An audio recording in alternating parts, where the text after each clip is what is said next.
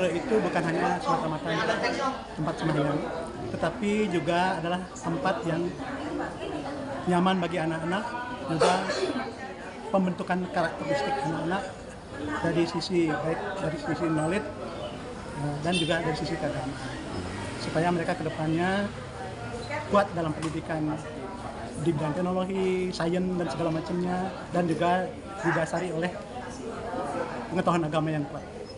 Pak, kalau kegiatan ini memang rutin atau baru pertama kali Pak di Kegiatan Banten? ini baru pertama kali diselenggarakan, dan kebetulan juga hari ini akan dilakukan deklarasi Pura Ramah Anak untuk 6 pura seprovinsi Banten. Oh, 6 pura seprovinsi Banten ya Pak ya. Pura seprovinsi Banten. Dengan gerakan ramah anak ini Pak ya sangat antusias anak-anak ya Pak. Terlihat dengan tadi anak-anak sedang melaksanakan kegiatan yoga bersama juga ya Pak ya. Itu termasuk juga dengan kegiatan anak-anak kita di sini Pak ya. Iya Pak. Jadi kalau kami khususnya di Serang, karena pasraman kita terletak di Kanista Mandala Pura Ikan Wirandita. Jadi setiap minggu pagi, jadi sebelum pelajaran agama, jadi didahului dengan yoga bersama. Ya. Jadi bukan hanya anak-anak saja, orang tua pun ikut untuk melakukan yoga bersama demi untuk kesehatan umat kita di Serang Cilegon. Pak, dengan terciptanya Pura Ramah Anak Pak, harapannya Pak kepada anak-anak kita nih Pak, khususnya buat anak-anak Hindu Pak, gimana Pak? Jadi pertama memang bagaimana kita membuat situasi agar pura ini adalah suatu tempat yang membuat mereka nyaman, ya. Sehingga dengan demikian mereka akan tertarik untuk terus melakukan peribadatan atau persembahyangan di pura kita. Jadi tentu kembali lagi tujuannya adalah menguatkan iman mereka, serada mereka, supaya dari sisi keagamaan mereka memiliki pengetahuan yang mantap. Karena terus terang kita di sini kan di Banten ini kita minoritas ya Pak. Banyak sekali kita berinteraksi dengan umat-umat kita yang lain. Biasanya sering sekali muncul pertanyaan tentang bagaimana agama Hindu, apa yang dipuja, sehingga dengan demikian anak-anak kita terus menggali dan menguatkan imannya untuk bisa menjawab tantangan-tantangan dari umat yang lain. Luar biasa. Oke, sip. Pak, dari PHDI Banten sendiri pesannya terhadap kegiatan hari ini anak-anak seperti apa Pak? Iya, Om Swastiastu. Memang pada hari ini kita melakukan deklarasi Pura Ramah Anak yang tadi sudah disebutkan oleh Ketua Panitia Pak Ari Jaya, bahwa ada 6 pura yang kita tetapkan sebagai Pura Ramah Anak. Jadi Pura Eka Wirananda Serang yang ada di tempat ini, kemudian Pura Parayangan Jagat Guru di Tangerang Selatan, Pura Mertesari di Rempoa, Pura Kertajaya di Kota Tangerang, Pura Dharma Sidi di Cilduk, dan Pura Parabusati Parayangan Buana Raksati di Sodong. Jadi 6 pura.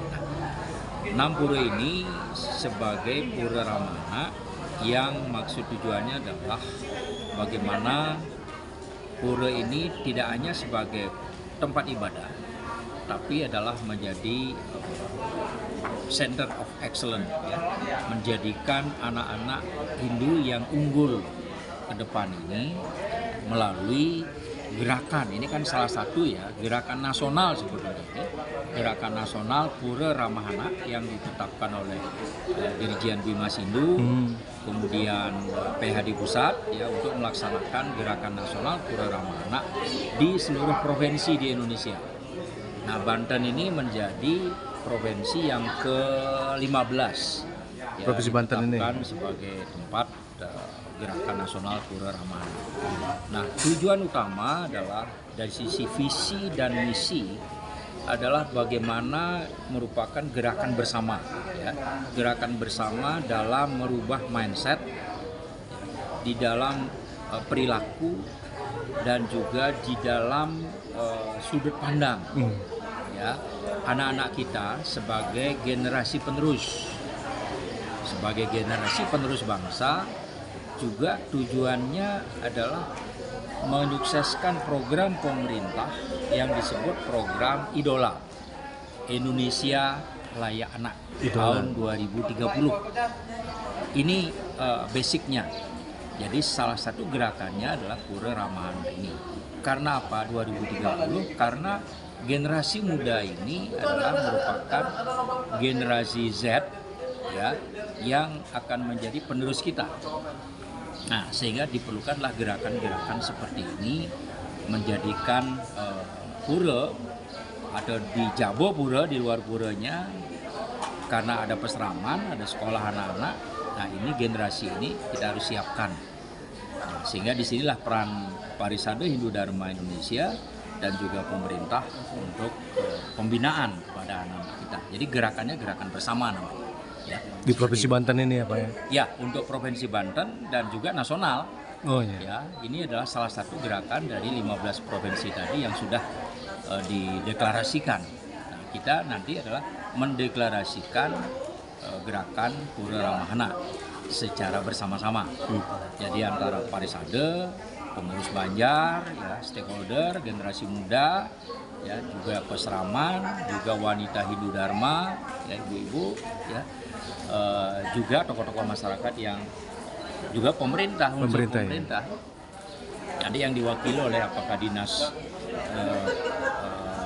dinas pemberdayaan perempuan, perlindungan anak dan keluarga berencana Provinsi Banten itu akan hadir, dan juga hadir dari Ketua Forum Kerukunan Umat Beragama Provinsi Banten Pak Kiai Haji Romli akan hadir juga. Jadi sekira demikian. Pak, berarti untuk anak-anak kita, anak-anak Hindu ini mempersiapkan untuk penyongsong generasi emas juga ya Pak 2045 ini Pak ya? Ya, tentu arah-arahnya ke situ juga ya Pak ya? Tahapannya adalah idola dulu. Iya. Ya, Indonesia Layak Anak 2030, Indonesia Emas di 2045. Ya kan, ada grand design pemerintah seperti itu. Tentu sebagai umat Hindu kita harus menyukseskan bersama gerakan ini. Ya.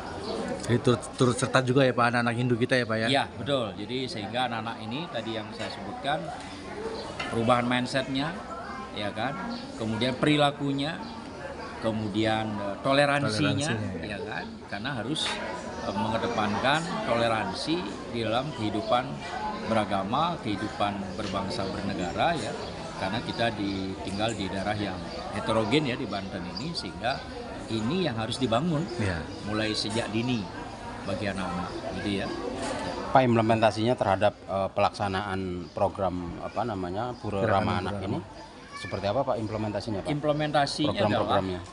adalah bagaimana pengajaran di peseraman, sekolah-sekolah di Pura ya, yang ada di Pura adalah di dalam selain pendidikan agama juga adalah pendidikan karakter ya, karakter buildingnya, ya, dalam perilakunya dan juga di dalam bagaimana kehidupan bertoleransi. Itu pertama. Kedua, implementasinya adalah tentu ini menjadi pintu ya bagi Pura Ramah Anak. Salah satu menjadi poin penting bagi provinsi misalnya dan juga bagi kabupaten dan kota di dalam kaitan dengan indeks kerukunan beragama. Nah, ini kan salah satu poin penting indeks kerukunan beragama adalah bagaimana gerakan Pura Ramah Anak ini menunjukkan bukti bahwa kita memang dengan toleransi yang tinggi. Jadi yang kedua. Yang ketiga adalah tentu dalam bentuk fisik kita harapkan ada bantuan prasarana terhadap anak-anak, misalnya apa, ada mainan anak-anak, ya kan?